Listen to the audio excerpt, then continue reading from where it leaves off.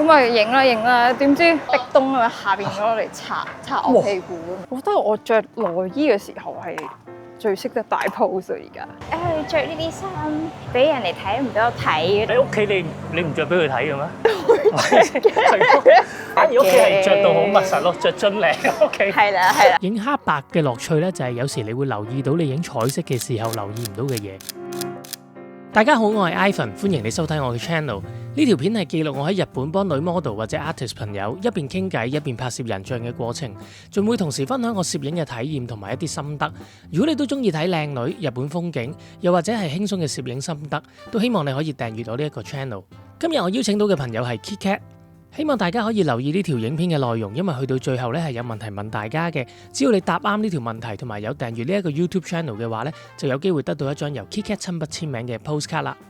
Konnichiwa，係 KitKat さん，你好。今日非常日式，今日呢個係啊，好靚浴衣嘅造型。哇，好靚呢個真係，同埋好特別咯，第一次着呢啲浴衣啊。我哋今日喺川越呢一區，呢一條街好靚，個名叫大正浪漫夢通。哇，好啱我今日嘅造型。冇錯，呢度我都係第一次嚟，真未嚟過。所以川越咧就有呢個小江戶之稱。哦，係啊，亦都係佢由江戶嗰個年代，應該係好多鋪頭，一陣間會見到有啲鋪頭係嗰個年代 keep 到而家，咁所以好適合着啲即係和服啊又好，或者而家即係浴衣啊又好，咁嚟呢度影相，我覺得係正嘅。平時都唔會自己嚟呢啲地方咯。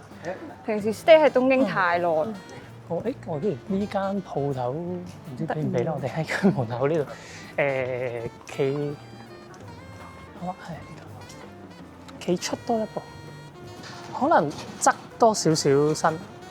你俾左邊嘅係，我把遮咧試下托喺個膊頭度，好啊，係啦，擺低少少 ，yes，yeah。為咗配合今日呢一個復古嘅主題咧，我都用咗1/4嘅 Black Pearl Mist Filter， 咁就有翻呢一個少少朦朧嘅效果啦。見到嗰個街名啦，大正浪漫夢通。好似係喎。企呢個陽光位，我想影對面啲。哇！你視線你望呢度，但係你當等過馬路咁樣。今日喺川越影相咧，其實好多時有個挑戰就係嗰個行人道咧，其實好窄。你見到我哋其實而家企喺個馬路邊啦。如果你想影得好嗰個背景個建築物咧，我就建議好似我而家咁啦，就企喺對面馬路。我而家呢度咧就用緊50mm嘅鏡頭去拍攝嘅。咁啊，上一集都有提過啦，就關於壓縮感個問題啦。咁你用越 tele 嘅鏡頭咧，你個背景同嗰個主體個 model 咧就會感覺越近啦。咁而家咧你就見到我呢個效果啦。你而家嘅 job 係咪多數都係同日本有關嘅？係啊，因為我做咗水着 model 啊嘛。前幾排都即係簽咗俾一間泳衣公司。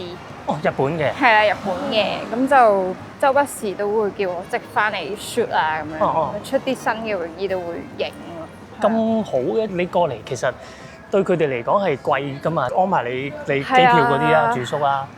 咁係咯，佢哋點解點樣傾翻嚟嘅呢啲？其實係譬如一時一時，譬如我譬如一個星期咁樣，咁我就會自動 gather 曬所有 job 喺嗰個星期做，盡量係即係每飛一次都係盡量做多啲嘢咯。所以我每一次翻嚟日本啊，個個都話啊，即係過嚟玩啊定點樣，我就你就好啦，有得玩。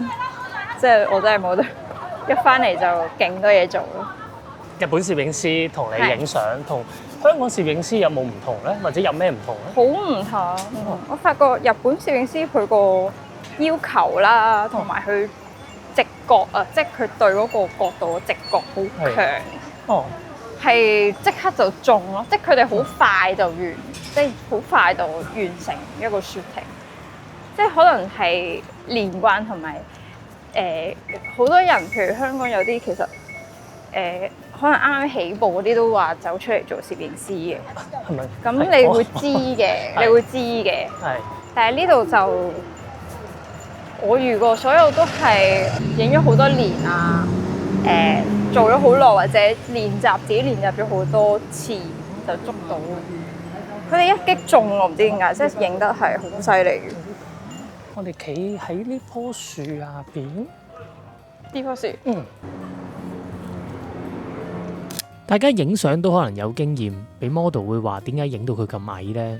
咁呢度有兩個 tips 我想分享嘅。第一個咧就係記得要將部相機咧盡量擺低少少，擺低之後你再將部相機昂高咁樣去影佢，咁啊顯得佢嗰個腳嗰個比例睇上去會長啲啦，同埋整體個人咧都會覺得高啲嘅。第二就係咧影相咧唔係下下要影全身嘅，有時咧你就算影 wide shot 你都可以選擇好似我而家咁 crop 咗對腳，咁你冇腳冇地下去做一個比較嘅時候咧，你就唔會喺張相度去感覺到究竟佢幾高啦。呢條街有啲料到喎！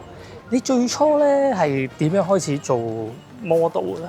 最初做 model 其實冇諗過嘅，因為嗰陣時喺 gallery 都做緊嘢，想做藝術嗰方面。大學師兄去讀攝影㗎嘛，咁啊喺拉卡做，咁就叫我做去 model 同埋拉卡啲 workshop 呢啲。咁你幾時開始由 model 變成可能一啲性感少少影下水著啊嗰類嘅 model 咧？我記得係嗰陣時去做 fitting，Uniqlo 嗰啲內衣 fitting model，佢都有影啊咁樣嘅，跟住佢就叫我試下，即係內衣都啱你喎。咁跟住之後有啲攝影師都即係想影我內衣啦咁樣，試下就好似哇即刻出晒名，跟住可能即係有嘢睇啦咁樣。想你側啲，跟住咧，因為啱係啦，你呢邊就食到少少嗰個光嘅 kick， 係啦，可以望高少少都得。但係個身你扭翻過嚟俾我，係 yes。如果你影相嘅時候咧係遇到一啲背光嘅情況咧，咁你可以叫 model 嘗試側面向鏡頭，咁咧佢個面口咧就會有一個好靚嘅側光喺佢嗰個輪廓嗰度咧去勾畫出嚟嘅啦。good 有。你唔喺香港讀中學㗎嘛？唔喺香港。係啦，因為中學嘅時候我係讀男女校嘅，咁我會見到好多女仔可能好有身材，而反而會俾同學取笑。咁但係你嘅成長，你唔係香港讀嘅話，係咪冇即係外國人唔會覺得咁尷尬，或者覺得係咯冇嘢？我諗外國冇呢個憂慮咯，即係好少有見佢哋，譬如我啲朋友啊，放學之後去 party 咧係勁。即係好老，即係調翻轉。你有跟佢哋去玩？係啊，即係所以嗰陣時其實已經唔會話太過怕醜，都冇啊，同埋即係冇呢個唔知啊，冇呢個諗法，即係要身材就驚俾人睇啊定點樣？其實睇你影嘅相咧，即係通常你都係影一啲內衣水着嘅類型嘅相多過你着衫，即係今日咁樣噶嘛。咁你會唔會着內衣嘅時候，你係最自在、最識得點樣去擺 pose 去影咧？我覺得我着內衣嘅時候係最識得擺 pose 而家。好似琴日咁咧，琴日我哋影頭髮啦，咁影完頭髮之後，我哋都有影下啲水着嘅。咁就其實我就即刻轉咯，即係我個身係即刻轉咗，就係一有水着我就可以自由咁擺 pose。係啊，咁自由咁樣 show off 自己嘅身體咁。呢個位啊？係啊，呢個位。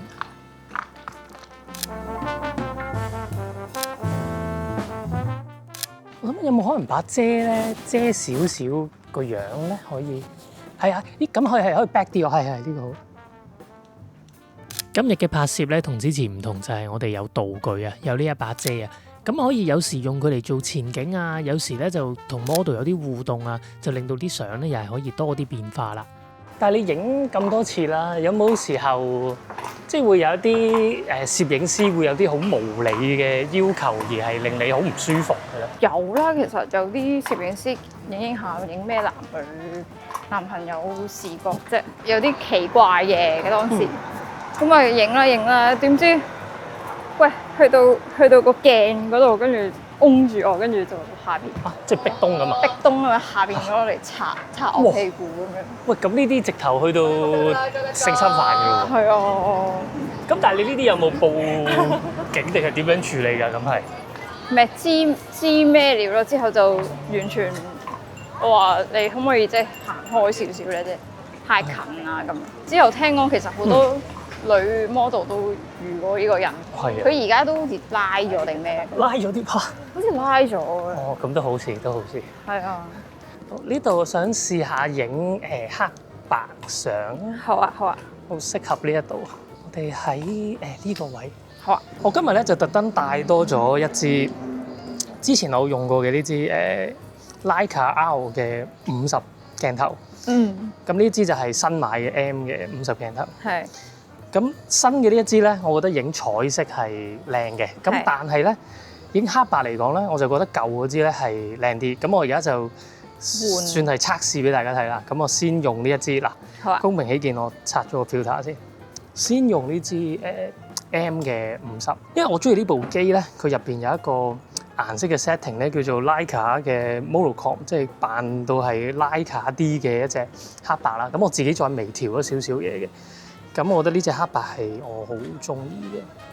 雖然喺呢一個節目咧，我係第一次影黑白相啦，但係其實我自己本人係好中意影黑白人像嘅，因為我覺得冇咗顏色嘅影響啦，觀眾係會更加留意你影嘅 model 嘅眼神啦，同埋你點樣淨係利用光線啊同埋線條去構成一張靚嘅相去吸引觀眾咧，咁呢一啲都係樂趣嚟嘅。我而家就轉我覺得應該係靚啲嗰支啊，測試下邊個？測試下。相比之下咧，呢一支 R 鏡頭咧，佢係比較高對比度啦，所以影黑白咧，我覺得係有着數嘅。佢嗰啲黑位咧係可以更加實淨、更加深嘅。咁但係咧，佢影彩色咧就會變相令到 model 嘅皮膚咧睇落去唔夠 soft 啦。哇，好靚！把遮舉高少少 ，yes。影黑白嘅樂趣咧，就係有時你會留意到你影彩色嘅時候留意唔到嘅嘢，好似呢一把遮上面嘅影咁樣。如果我影彩色嘅話咧，我諗我一定 miss 咗。你自己男朋友其實佢會唔會好介意你成日影咁多性感相，俾咁多男人留言，有啲係好奇怪噶嘛？都有時會即係講下話，你着呢啲衫俾人哋睇唔俾我睇嘅，定有呢啲？你屋企你唔着俾佢睇嘅咩？都會着。反而屋企係着到好密實咯，着樽領屋企。係啦。好，我哋而家到咗呢個川越出名嘅鐘樓。今日我哋影嘅背景咧，無論係頭先嘅建築物啦、樹啦、呢一個鐘樓啦，或者跟住嘅風鈴咧，都係喺比較高嘅位置。咁所以咧，我主要咧都係用直倒去影嘅。咁配合翻一個低啲嘅 angle，可以影到 model 高啲之餘，亦都可以影到個背景好清楚啦。嗱，你企有陽光個位 ，yes。過多一步。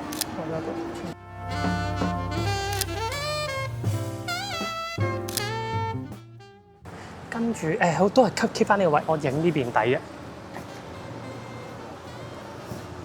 呢度咧我就想試一個剪影嘅效果啦。個人咧其實係 under 嘅，咁但係因為我當時係影 raw，咁我喺後期咧輕輕個熱推翻出嚟。哇，sorry呢度啊，呢條路我記得有啲印象。呢條路係靚。我哋行前啲先，我記得前邊係有嘢睇嘅。哦。如果企過多一步咧，幾近我？好，我呢度。佢企嘅位置咧咁啱有啲陽光打落佢對眼度啦，咁我覺得出嚟嘅效果又幾特別。唔知你啲 fans 會唔會條片睇到呢一度都繼續睇咧？因為我之前有同啲朋友講我嚟緊影啊 KitKat 啊咁啊，跟住佢哋會覺得哇你影水着定係影內衣嗰啲？我唔係啊，影着浴衣咋咁樣，即係佢哋好失望。但係唔係嘅，即係嗰啲平時好多地方有得睇啊嘛。咁我哋今次又睇其他嘢啦。呢度咧就係冰川神社啦。咁咧佢就而家做緊呢個風鈴節啦。風鈴節。咁所以就今日其實呢個就係我哋最終嘅目標啊！我哋不如入去先啦。呢個入邊都好似仲有呢一啲。你企呢度就啱啦。好，遮就拎住得，舉手呢啲好睇喎。由於呢一度嘅風車咧喺正 KitKat 頭頂，如果我要影到 KitKat 又影到啲風車咧，我嗰個鏡頭嗰個位置咧要比頭先嘅機位更加之低去仰望上去。咁我發現咧，原來叫 KitKat 咧，一係咧就惡高頭俾個側面我，咁樣咧佢嗰個輪廓咧都會好睇。如果唔係咧，佢就要耷低頭同埋向鏡頭個方向向前挨，咁樣咧就唔會影到一啲好似低炒佢下巴嘅角度啦。好啊，今日嘅重點啊！好，我哋企喺呢度。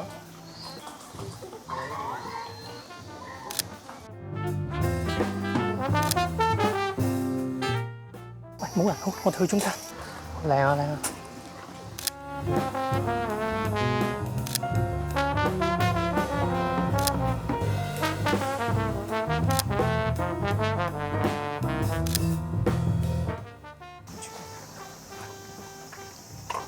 哇！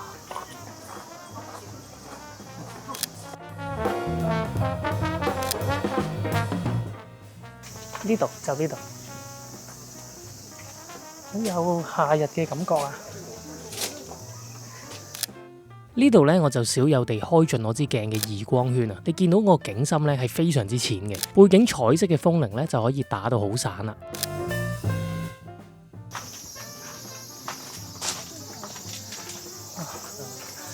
不枉特登嚟到呢一度。你之前咪出玩具嘅？係啊，反應好啊嘛，上次都賣晒咯，係咯，全部賣晒。我都有 friend 有買啊，係咯，所以都知反應好。哇，呢個好喎，企上多2步，好呢度 hold 住，係啊，呢個好喎，呢個 pose。我哋呢個位啊，使咩借？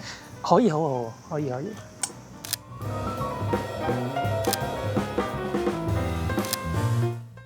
有得坐喎。影你收遮啊！你慢慢係啊。有道具嘅好處咧，就係如果你嘅 model 啊，或者你係影緊你另一半，佢其實唔係好自然去擺 pose 嘅話咧，咁你俾啲動作佢同個道具去互動嘅話咧，佢就可以好自然地去擺到一啲動作出嚟俾你去攝影啦。咁呢度我唔係講 KitKat 冇經驗啊嚇。今日辛苦晒。お疲れ様。我知㗎，你辛苦得晒。好，拜拜。多謝你睇到呢度，去到最後我真係有張 postcard 要送俾大家嘅。只要你答啱我跟住問嘅問題，而且有訂閱我呢一個 YouTube channel 嘅話呢，你就有機會喺3個名額入邊啊被選中得到呢一張 postcard 嘅啦。每一張 postcard 咧都係有 KitKat 嘅親筆簽名啦，同埋佢仲會畫咗少少嘢喺上面嘅。postcard 係會喺日本度寄出送俾你。問題就係KitKat 喺初入行嘅時候究竟做過邊個相機牌子嘅 model 呢？將你嘅答案喺下邊留言區嗰度留言，我就會喺2個星期之後咧選出3位嘅幸運兒啦。希望你會記得喺2個星期之後翻嚟睇下有冇揀中你啦。如果你都中意呢條影片，覺得啱你睇嘅話，希望你可以訂閱呢一個 YouTube channel， 更加要 like 同埋 share 俾你身邊嘅朋友睇。呢個 channel 咧仲有其他嘅日本風景可以睇到嘅，喺一個叫 Video Postcard 系列裏邊。咁我哋下一條影片再見啦，拜拜。